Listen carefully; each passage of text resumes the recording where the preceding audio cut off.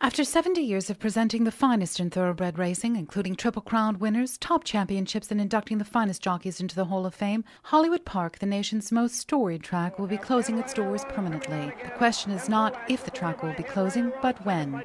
The track's owners, Meadows Land Co, is now acquiring entitlements to demolish the famed Lakes and Flowers track, which they will convert into a low-cost housing and retail development, according to park officials. Many regret the City of Inglewood did not make the historic track a landmark long ago. Once an official date is set to shut down the track permanently, many say that thousands of its patrons, trainers, jockeys and staff will not go quietly.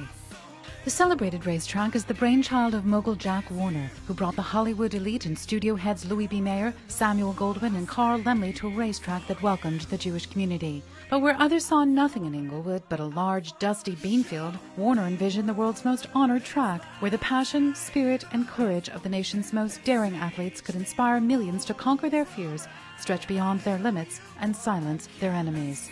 The park's legacy of drawing the nation's top jockeys is very much alive, evident in two-leg Triple Crown winner Victor Espinoza, who won the Kentucky Derby and Preakness in 2002 and has made Hollywood Park his main stomping ground.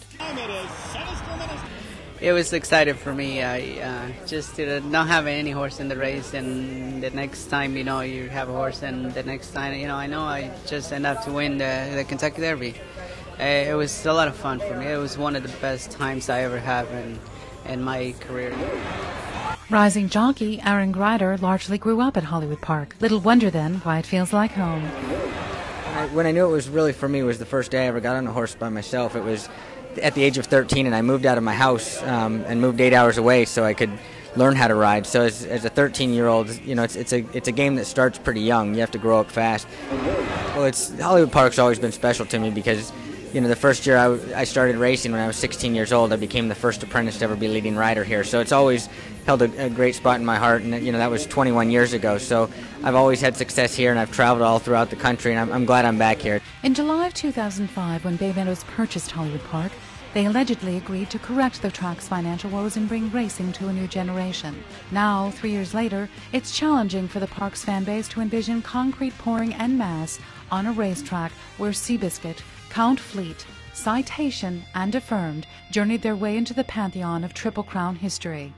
But as if to rekindle Warner's iconic dreams of defying the odds, which he said symbolized thoroughbred racing, in 2006 the son of the fiery stallion Dynaforma and Dame Lavio Rouge emerged one of the most venerated Triple Crown contenders in racing history.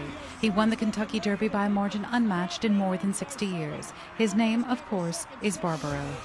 With the inevitable closing of Hollywood Park, it's not simply the end of an era, but perhaps the end of a time where we valued our singular history.